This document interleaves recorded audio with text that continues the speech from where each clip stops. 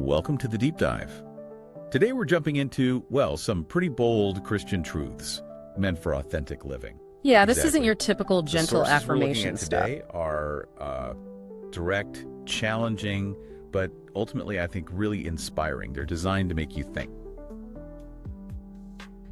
And That's hopefully the mission. encourage a We want to deeper unpack faith, these right? powerful statements, find the core wisdom, and see how they can empower you, listening right now, to live with more discipline, more intention.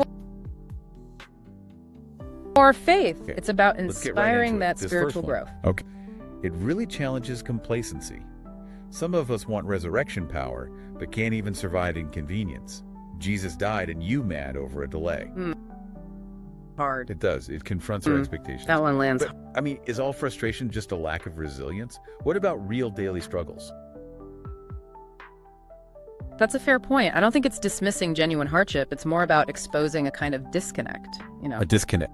Yeah, between wanting that ultimate resurrection power, defeating death itself, and not wanting to face the small so stuff, the discomfort inconveniences. is actually necessary. Exactly. It's not just about reframing it. It's seeing it as the forge, the place where that strength is actually built. Without facing those smaller trials, the big power, So the real question is, well, stays how are we theoretical. responding when things don't go exactly as planned? Precisely. Are we seeing the potential for growth in that moment of, say, That's a great distinction. delay or so frustration? If inconvenience forges strength, what about discomfort that reveals something else? That brings us to the next set of ideas. Wow. Right. Ah, This is yes, where it gets discernment really and interesting. self-honesty. Consider this one. You're not under attack. You're under exposure. God is revealing the fake connections you begged him to bless. Ooh. Yeah, and related. You keep calling it spiritual warfare, but God is just removing what you weren't brave enough to walk away from. These really shift the perspective on struggle, don't they? It suggests that what feels like an attack might actually be, well, divine clarity. God showing you something, or even removing something. Especially if it's painful sometimes. Yeah. It's about trusting that there's a bigger plan, even when it involves pruning, removing things that aren't That's a good way to truly put it. serving your growth. So we need resilience, we need discernment. What's next? Well, the sources point strongly towards action, This one's towards direct. obedience and Don't discipline. ask for divine favor with a disobedient heart. Obedience unlocks what begging never will. Mhm. And this one feels very 21st No century. shortcuts there. Too many Christians want kingdom blessings with Netflix-level discipline. Huh. Yeah, that paints a picture. Kingdom blessings, those deep spiritual And it benefits circles back to require character, more too, than passive like this. consumption. You want a Ruth story but have Delilah tendencies. Character still matters. Ruth being the symbol of loyalty. Delilah, not so much. Absolutely. The consistent message is your actions, your character, your discipline, they're not So it's not separate just from about your faith wanting. journey. They're foundation. Right. It's about building the foundation through obedience, through self-mastery.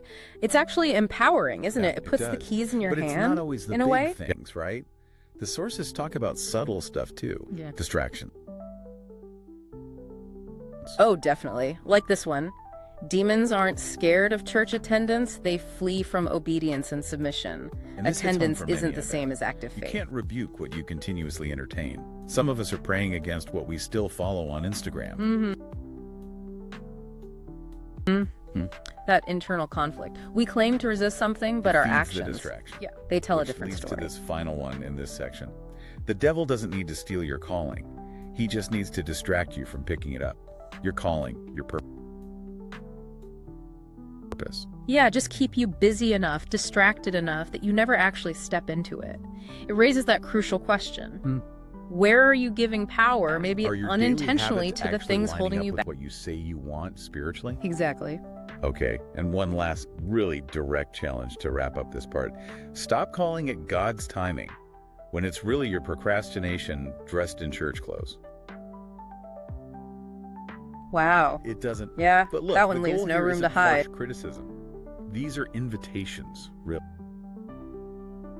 Right. To Invitations assess to things be honest clearly with and ourselves. embrace more proactive, authentic faith. They're meant to motivate, to push us towards real growth. And if we connect this to the bigger picture, it's all about embodying our beliefs, not just thinking them or saying them, but living them out. Yeah. So maybe the final thought for everyone listening today, the question to ponder is this. What's one small but genuinely bold step you can take today to align your actions just a little bit more closely with the faith you truly aspire to live?